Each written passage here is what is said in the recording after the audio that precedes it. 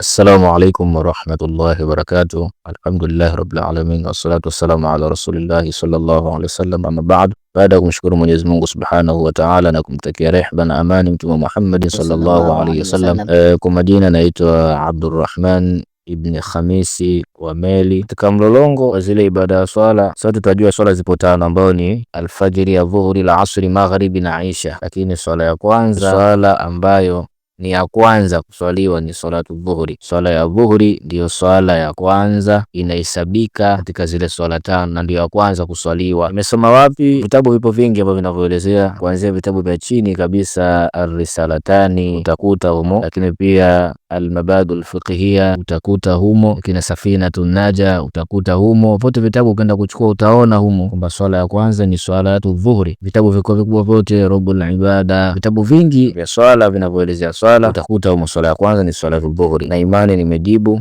jibu la swali hilo, na nimesoma madrasa na walimu wamenifundisha, na vitabu ninavyo baadhi inaelezea swala ya kwanza ni swalatu dhuhuri. Wassalamu alaikum warahmatullahi wabarakatuh.